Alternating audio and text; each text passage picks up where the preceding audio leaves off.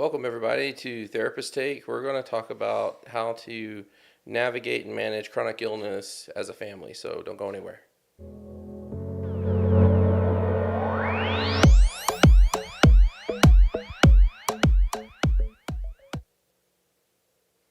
Hello, Carrie. Hello, Josh. How are you today? I'm all right. How are you? Good. Good. I'm just excited to be back. I love Fridays because of this. Yes. Well, that's nice. Yeah.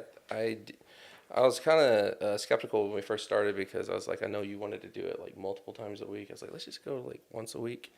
Yeah, that Because seems it's your like thing. how I I'm like, remember bye. it. Yeah. Ended up really loving it. Oh, I Little- thought I could convince you. Little revisionist history. Yes, a little bit. There for you. So, anyways, well, because we have some things we have to get to following the episode, we probably should dive right in. We Right. should. So I want to welcome our guest today, Ceedee Gaddis. Hello, guys. Hello. Thanks for being here.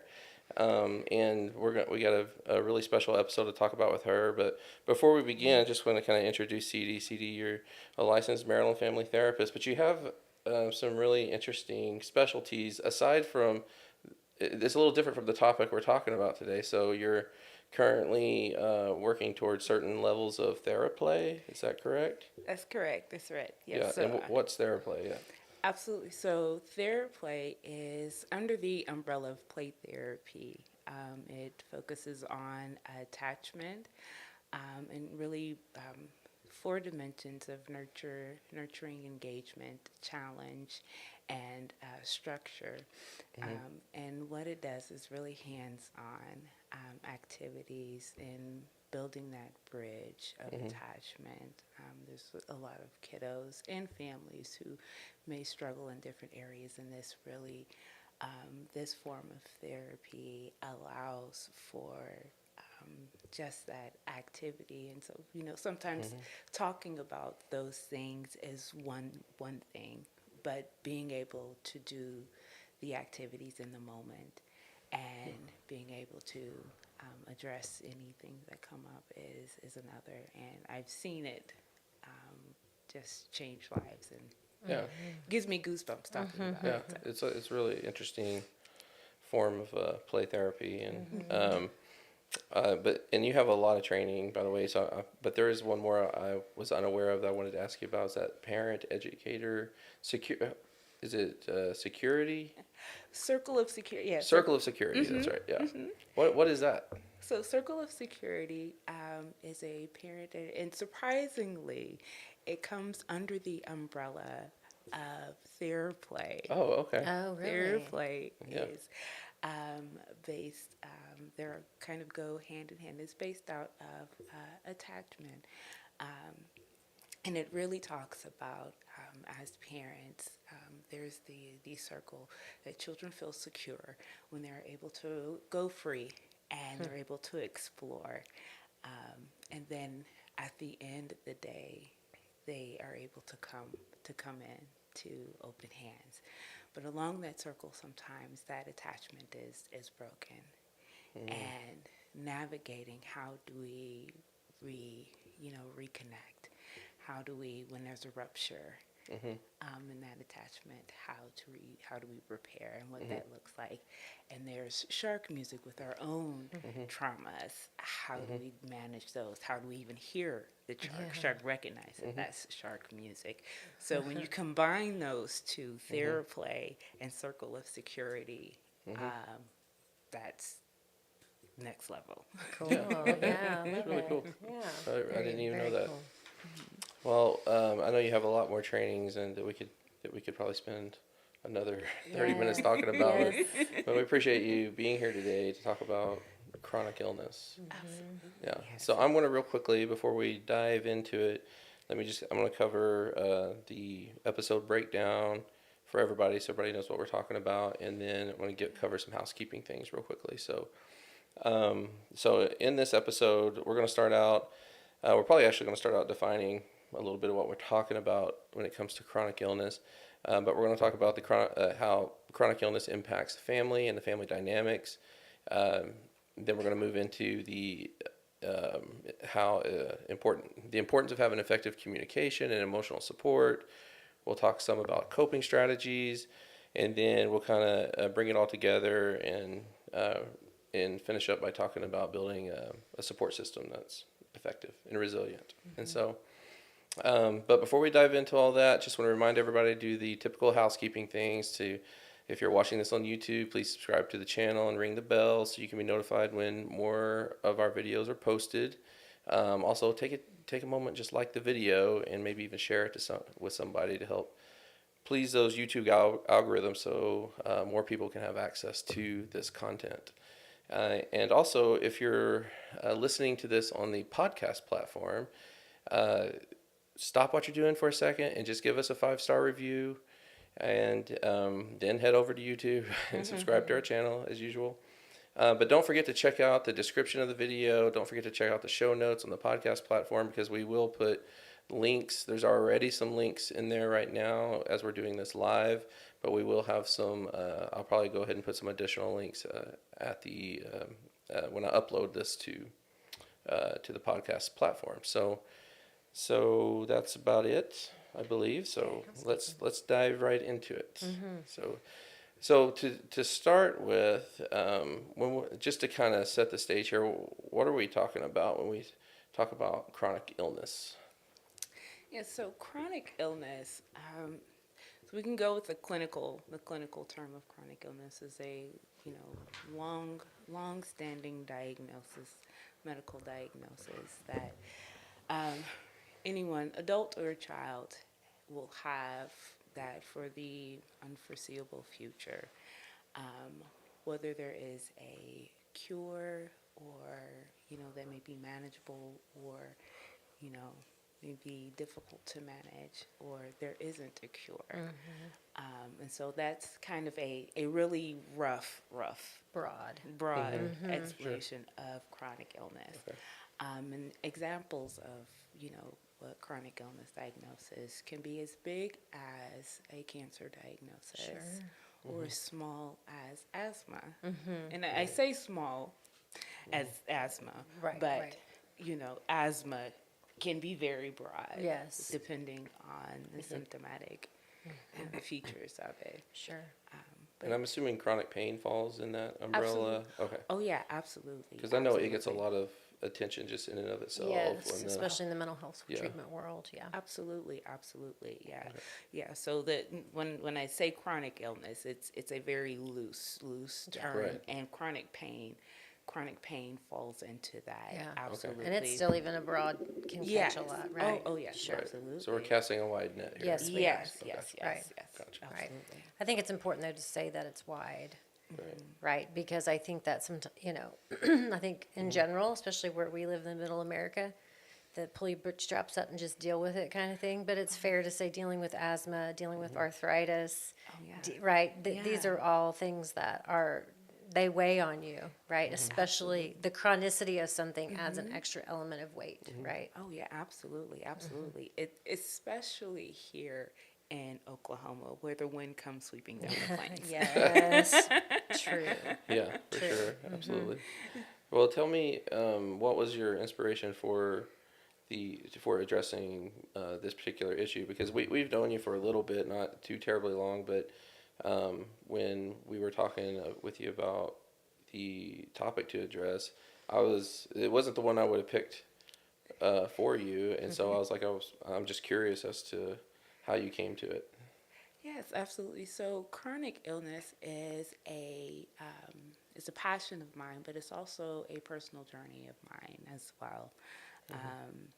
I've gone back and forth for a while of self-disclosure, of course, but because it is my journey, I can't help but not share. I've struggled with chronic illness since I was young. I'm a cancer survivor. I was diagnosed with acute lymphocytic leukemia when I was really young, around about 3 or 4 years old. And so I've been in remission and cancer-free for over 30 years. Wow. Yeah. That's so cool. And so as a child going through, toddler years and adolescent years with, spinal taps Oh, and boy. hospital stays and pictures with no hair, eyebrows, and all those things, you know, and with my older sister. And so I have vague memories of hospital stays and cancer camps that I went to Wow. and things like that. So Camp Live a Dream, and I still have my pillowcase Oh, Wow. and Yeah. handprints. the kiddos. And the sad part is that half of those handprints, a lot of the kids aren't there. Oh. So, Yeah. but fast forward to adulthood, being cancer free, which I'm very grateful for, because not a lot of people get that Sure. Yes. privilege Yes. to experience that. I'm also diagnosed in my adulthood, diagnosed with multiple sclerosis. Oh. So I'm a survivor all around. Yes, Yeah. you are in many ways. joke. Yeah. And so throughout this journey, I've kind of had to figure out how to navigate this journey of chronic illness and Right. redefining what healthy is Yeah. for me, and having a family too. Yes. You know, all the different roles and navigating those roles with a chronic illness Yeah. is complicated. Yeah. And being able to explain those things when you're not able to do these things, and when you're not able to perform, and when you're not the person that you used to be. Yeah. Right. And so that kind of filtered into, you know, Your work, yeah. your treatment focus. Wow, Yeah. that's- Yeah. I'm so Thank glad you you for shared that, sharing. yeah. Yeah. Have you, just kind of side note here, have you read any Malcolm Gladwell books or anything? I have not. Okay, so he's got a book, I believe this is in David and Goliath, where he talks about how leukemia was discovered, Oh, yes. how they developed a treatment for it, and it's a really fascinating story about this doctor that was kind of an a-hole and couldn't hold down a job because he had terrible bedside manner, but there was this hospital, I can't remember where, I think it might have been Florida, it might have been St. Jude's for all I know, but but basically there's this hospital doing a lot of research when there's like these kids that have this blood disorder where they can't figure out what's going on, but they can't keep the doctors there long enough because how long can you last watching children die as you go through this, trying to figure out what this is? And so they found this guy who kind of was just able to disassociate basically, and he lasted long enough to not only discover what this was, which they discovered it was leukemia. Again, that's what they discovered leukemia, I guess, and then but he stayed long enough to actually develop the treatment for it. Wow. So it's really kind of a story on trauma, because he talks about his trauma story and how that created his ability to disassociate, and it's just kind of this paradoxical phenomenon of, what happens if we don't have people like that in the world. We don't have, at least at that point in time, we don't have a discovery of leukemia. Absolutely. So it's kind of. yeah. Anyways, it's just a side note there Yeah, on that. absolutely. It's a great book. Yeah, absolutely. Always. And you brought up a interesting term, trauma, which medical trauma, Yes. Yes. which factors into chronic illness as well, Yeah. especially working with younger children and adults too. Yeah. Oh, yeah. With for chronic sure. illness. And just navigating the medical system, because Yes. you're navigating so many systems. Right. The system in the family, but then Yeah. you have your community, and then you have schools, and then you have the medical system, and then you have the government, Yes. insurance, and so there's so many different areas that you're trying to navigate, and it's complex. It is complex. And It's always stressful. moving. Yeah. Yeah. So that's kind of where you wanted to really kind of start your, as a marriage family therapist, someone that works with kids and families and subgroups within the family, et cetera. Yeah. You're always thinking in systems, right? And Yeah. so when you think about how does chronic illness affect the family dynamics? You mentioned your sister when you were kind of revealing about some of your journey. And so you've already kind of alluded to it's not just the patient, right, that's impacted by chronic illness. Yeah. I remember in grad school when they were talking about all the systems theory and how, when one person holds a rope, everyone feels the shake of the rope. And that's how chronic illness is. Everyone feels the shake of the rope. In the very beginning, chronic illness was kind of an isolative thought that only the individual that was diagnosed felt the effects of it. And of course, absolutely they do, because they're the one in the muck and mire of all of this. Sure. But then you have family members and siblings who are watching this and seeing this, and they're not able to do anything about it. And so you have this, and this is out of your control, and you're figuring out, what do I do? And so there's one thing that I went through that I don't think a lot of people talk about, and that's grief. And that's a very real thing when going through chronic illness. When you think of the word grief, you think about someone passing away. Sure. And in chronic illness, that absolutely happens. But there's a different form of grief. Yeah. Disenfranchised grief. Disenfranchised, is that what you said? That's true.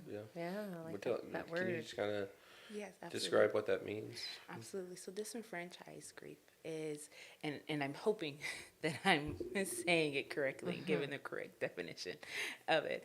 But when you have plans of things, when you have an idea and plans of things, and they change and shift, when life changes, when the future shifts, and things end in ways that you did not expect. That's grief. That's loss. Yeah. I mean, with the chronic illness, that happens. When I remember with my diagnosis, with the diagnosis of multiple sclerosis, there isn't a cure. But I'm grateful because I still have all of my movements, but it's an invisible diagnosis. Yes, right. People don't really see what goes on underneath. Right. But it's also, there's a lot of unknown. And so when you think of in the family unit, you have the patient who's going through all of these different things. And there's a lot of unknowns. We don't know. Initial diagnosis. Right. No one knows what's going to happen. How do we address this? Yeah. What do we do? What is this going to look like? What is school going to look like? So all these different all these different questions with no answers to. And the idea of, I'm not the same person anymore. Yes. I can't get up and walk. I can't get up and do this. I can't do this anymore. I can't do that. And so the whole list of I can'ts. And how do you address that? Do you address that? Do you, right? Yeah. Depending on how young you are, too. How aware are you of that? Like, to give verbiage to, right? Exactly. Yeah. Exactly. And so these feelings, and so then here comes the feelings that come up, right? And do you talk to people about these feelings? Because they're scary. Yeah. Because you have family members who are already dealing with a portion of this, right? Yes, sure. So then there's the other feeling of guilt. Yeah. Okay, yeah. And that's a dynamic, right? So everyone's feeling grief, not in the same ways, but then there's differences, especially for the identified patient of grief. Absolutely. Yeah. There's grief for the patient, but then there's also grief for family too. Sure. Right. Sure. So maybe, is it possible that some of the reason why it might be difficult to disclose is because maybe for a couple different reasons, like one being protecting the family from their own grief, or future grief that's coming. But also, I would imagine that you don't want people to see it differently, and and I don't know. I mean, you could speak to this. How much of that is reasonable, and how much of it is not helpful. Because it is with any chronic illness, I would imagine that it's it continues to certain aspects of your existence perish. I would imagine, whether it's in MS like movements or my condition's narcolepsy. It's nowhere near what you deal with, but it does, as I age, does get worse for sure. So anyways, can you speak to that in terms of like that feeling of I don't want others to see me differently, and then how much of that is where's the threshold before that even becomes like you got to disclose. Yeah, absolutely. Yeah, there. I always think of if I voice it, if I say it out loud, then it becomes true, right? Right. So if I don't say it, then it's not gosh, I'm true. the worst at that. Yeah, I know. Yeah. So if I keep it in, Sure. then it's not It's true. not real. It's Yeah. not real. And so I'm gonna hold on to it. Yeah. And so then it's not real. But we know that it is because we feel it every day. And then we also, our family sees it too. And they can't help us Yeah. without knowing. And so I think part of that is our own self too. And a little bit of that is also for other people that we still want to hold on to this identity. Yeah. But I think that once we gain and we'll kind of move on into, gaining, how do we gain the resiliency? Right. But once we're able to separate ourselves and realize our identity hasn't changed, despite of the diagnosis, Yeah. then we can recognize that asking for help doesn't shift that. Right. But in the midst of it, especially in the midst of the hurricane of everything, you can't see the difference between yourself and the hurricane. Right. No. It's all clouds. Yeah. Right. It's all a mess. It's all a mess. And this conversation kind of bleeds into the second point that we're talking about, which is like effective communication, emotional support, but when we're talking about families and and the decision to disclose and tell them, like I think if we're being completely honest, like sometimes that might not be helpful based upon who your family members are, who the people are you're telling, and knowing how their anxiety works, or because although, as I was saying, like that it is important to speak it and to acknowledge the reality of the situation. Yeah. You know how people's anxiety can kind of run, or their fears, and then all of a sudden they have the thing that you didn't want to happen is happening, which is they're seeing you differently. Yeah. So what do we do about that? So I think that's when you don't take ownership of that. Yeah. Oh, well, tell me how you're supposed. Tell me what you mean by that. So when there are times when family members will see you in a different light, and that's outside of your control, and you can't help that. And so that's when we talk about the circle of your control, and the things that you can control. You can control your thoughts. You can control the things that you say, the things you do, and everything like that. How people see and view you, that's outside of your control. The only thing that you can do is use your voice and let people know. And that's the extent of it. And once you've done that, You put it in the universe and have to let go. yeah, you have to let go. Now, it sounds, I'm saying it as if it's super Easy peasy. easy. Yeah. Of course it's not. And it's something that I'm still working on and still doing as we speak. Sure. As we speak. But So with again, fitting with the kind of the point we're on right now, which is effective communication. I would also think that in effort to not take ownership of it based upon who you're interacting with, and everybody has different types of family members and friends, that you might have to have conversations about what you need from, like, I don't need this, but instead this. Now, of course, the ball's in their court at that point. Absolutely. Right? Sure. Yes. And so in having that conversation also means having a conversation with finding out the things that you need, and being comfortable enough to be explicit with those needs. Yeah. When you're saying, because sometimes with chronic illness you have extreme fatigue, and it's just saying I'm really tired Yes. is an understatement. Right. It's not typical It's people not tired. It's not the same tired. Because when we say we're tired, oh well, you didn't get enough sleep. Right. You Let's go watch take a nap. Netflix too long? Yeah. Yeah. Well, why don't you just go take a nap? Right. But it's not the type of tired Right. that you're fatigued. Yeah. You need to lay down. You need to or rest. else your body is going to force you to lay down. So is it like a muscle fatigue? It's Okay. a complete body where it's difficult to think. See, that's and even it different. hurts. And I'm just kind of thinking, because as a narcoleptic, that's a different type of fatigue than I deal with, because I don't deal with muscle fatigue. It's more of like my brain.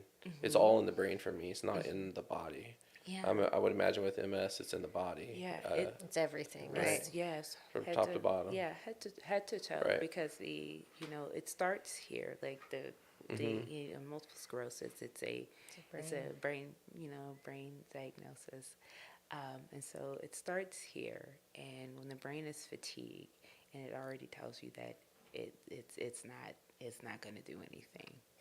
We're done. We're packing it up. We're done. That's when the body becomes lead. Yeah. In your station. Yeah. And so being able to communicate Yeah. that I cannot move. Yeah. And saying that. I mean, just being able to be explicit, but that's a hard space. Because it builds on what you mentioned in the first one, which is the grief of it, right? Part of grief is that battle of acceptance that this is really happening and what this actually means, and for a family, what this actually means for our family, the dynamics and how we operate. And so, the points that we've highlighted today do have a progressive element to them, right? Because it's hard to effectively communicate if you're still battling some of that denial and minimization, bargaining stuff that's part of grief. Like, well, maybe I really don't have it. Maybe the doctors were wrong, or maybe I have a mild case, or, and again, we can't help that process. Grief is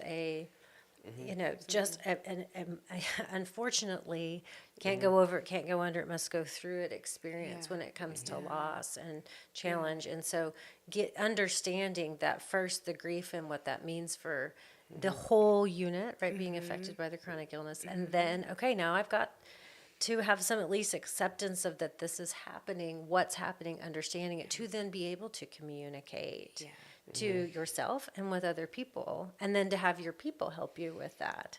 Absolutely. Right? Then so many things moving all at one time. And if you're somebody listening to this that has a family member with chronic illness, I think it's important for them to believe you. To believe the person that is saying, like, when you're saying, like, no, I can't just take a nap. Like, and I think probably one of the worst things to do in that moment is to discredit them. Yes. Yeah. I know as undergoing the diagnosis for narcolepsy when I was a teenager, I have trauma from a teacher that never believed me, even after I was diagnosed. Like, even my own dad, who is, Southwest farmer, we've never heard of this before, none of us, but he lived with me, he could tell that it was something. It was very odd diagnosis, but I had one teacher that just never believed me, and then he'd toy with me, because he just didn't believe it was real. And so I think that with something like MS and other type, like chronic pain would be one of those too. Like, all you have is the people that you love. You have their word, and then if you have the benefit of being around them a lot, you'll get to experience Witness. what it's like, and that definitely helps. But You don't even need that. You just need to believe the people that are telling you Yeah. that this is real. Right. This is what's going on. Absolutely.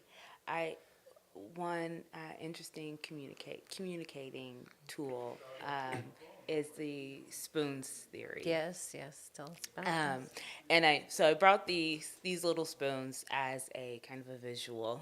I love them. They're darling. And talking about the spoons theory. So what the spoons theory is, so with chronic illness, so someone who doesn't have chronic illness is given, so in here is 24 spoons.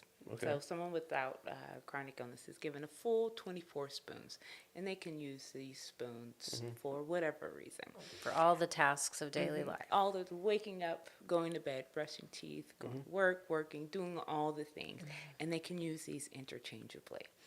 But someone who has chronic illness is given at least, so I'm going to try to take out half of these, is given about half of these spoons to do a daily task. And there are no, like, once they use this, they're gone. And so when they wake up, once you brush your teeth, the Are you spoon's one? gone. Spoons go- Yeah. You put your shoes on, Wow. Yeah. the spoon's gone.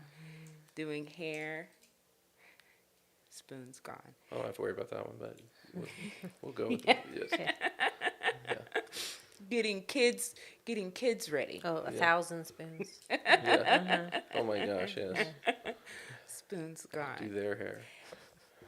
And so we've used this already. All you got left the whole day. You haven't So- even eaten. Yeah. You haven't done anything really for yourself. Yeah. Yeah. So we not haven't only are even you got there. starting out with half the amount, Yeah. you go through faster. Yeah. Is what, right? Well, you just use them up. That's what I Yeah. meant. Yeah. Yeah. And we haven't even gotten to work yet. Yeah. Wow. It's Yeah. still the morning time. And we Yeah. have 4 spoons. But what happens when you wake up Mhm. and you are experiencing pain Mhm. or you're having a flare up? And so that day you're waking up with only 3 spoons. Mhm. Wow. How do you communicate that? Hold up the spoon. Yeah. That I only have 3 spoons today. Yeah. And this is where the conversation comes in, not only with yourself, but with your partner or your support team on, I'm needing help today. Yeah. Mhm. Yeah. And this is what I may need it to look like Mhm. because I started with 3. I only have 3. Yeah. And this is a hard spot to be in too. Oh, yeah. Mm-hmm. Yeah. So, And we also have to look at caregivers too. yes. Yeah. Because they're also, Yeah, they have spoons too. they have spoons and they have lots of things to use them on if they're helping. Yeah, Sure. Sure. yeah. So like let's talk about how do we cope with this then, because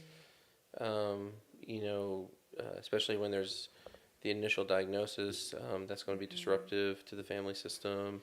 But then just along the way, it's just you navigating. And one thing I've talked to and had many clients about, and I'm sure you have too, is that, how many adults have we worked with that have sat across from us and they had the sibling that was Downs or was just sick, and they got more attention and because the parents had to, and I've talked to about that. I was like, well, they couldn't do anything else. They had to. Yeah. They had to do what they had to do because of the Yeah. situation, and Sure.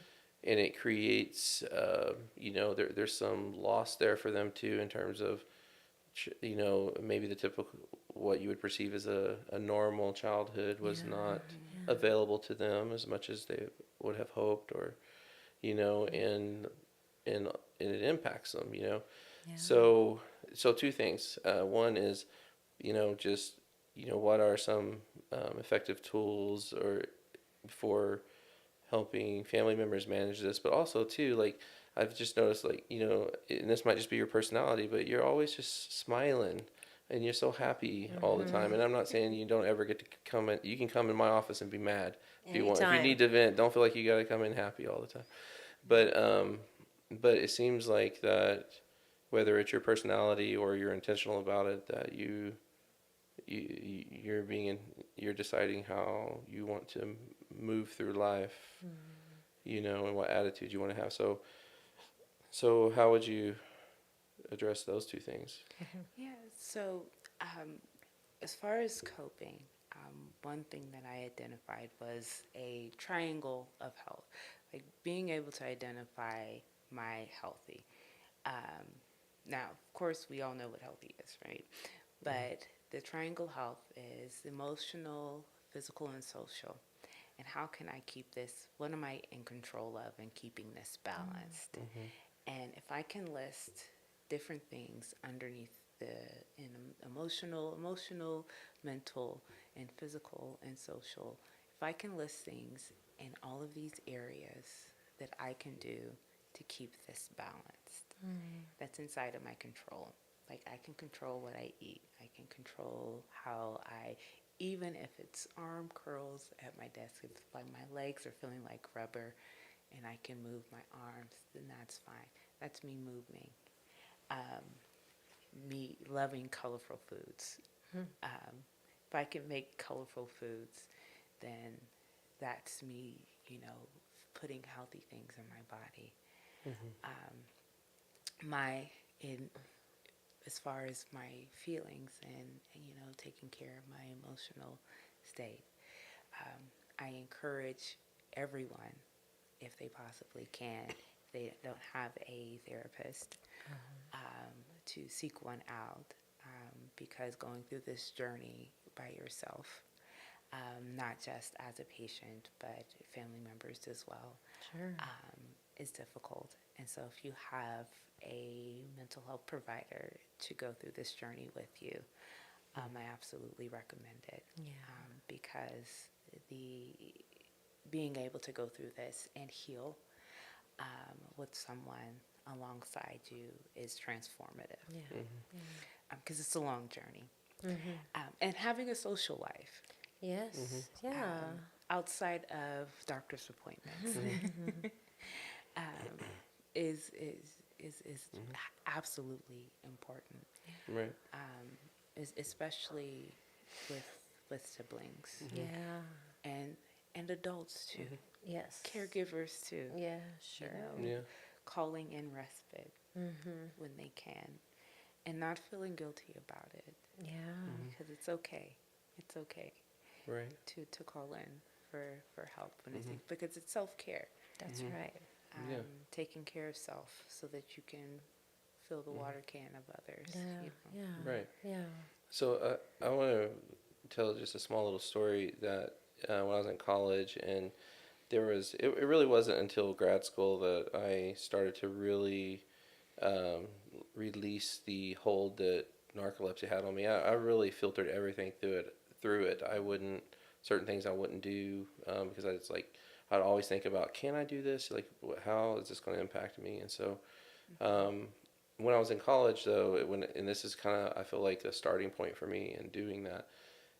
Doing my undergraduate, there was a class I was taking, and loved the class, loved the professor, but it was a class where there's 5 projects, and they were all due at basically the same time. That was your grade, and so I had never asked for extra time, even though through the ADA, Americans Disability Act, I was afforded that, and I was getting nervous about getting certain projects done on time. I never, not once in my life, have I pulled an all-nighter because I physically can't do it. Yeah. And so I went and visited with this professor, just saying, hey, I think I might need some extra time on these projects, and of course he knows, and also based bound by law. He said, Josh, he goes, I'll give you extra time if you need it, of course. He goes, but he said, something I want you to think about. He goes, I'm a diabetic. He's like, when I go to a buffet with my friends, I watch them just eat whatever they want and how much they want. And he said, this world isn't built around diabetics, And he said, so I had to decide for myself, how I was going to manage my life, given that it's not a diabetic world, you know. And that was a very impactful story. I got my projects done on time, and I just kind of operated from the mindset that this world it's not built for narcoleptics, you know, and my day is much shorter than most people's. You know, I have to get things done quicker and faster and be more efficient. You know, and it really, I had to, and this is what I'm getting at in terms of coping, is come to terms with the condition so that I could decide how I was going to start moving forward in my own life. But that also helped me do some of the things you're talking about and communicating to others. You know what, you know, I'm convinced it's real for me. So if you're not convinced it's real for me, we got a problem. Absolutely. You know, because this is just how it's going to have to be. You know, and then from there, it's really me steering that ship. It's not relying on others to steer it for me. Yeah, absolutely. You know, so. And how does that work? I mean, to me, it sounds like that was a moment where you started choosing, right, for yourself what was better. And I would think as an adult, that's obviously much easier than if you're a child dealing with chronic illness. But the acknowledgement that you're going to have to accept this and do what needs to be done, and that can actually activate people to be your support network, right? I mean, if someone says, hey, you know, I need this, or someone says to you, hey, I need this because of this, everyone can kind of start to, you know, fall in line, right? They get their assignments. I would think that would build resiliency and be healthy coping. Absolutely, absolutely. Self-advocacy, you know. You're right. Absolutely, absolutely self-advocacy. Being able to see that the things that I can do and I can control, and taking that initiative. And it takes a lot to recognize that, okay, this is, I can do this. That you know, there's a lot of people have said this, that as far as MS goes, that I have MS, but MS doesn't have me. Oh, I like that. You know, that I may have this diagnosis, but the diagnosis doesn't have me. Right.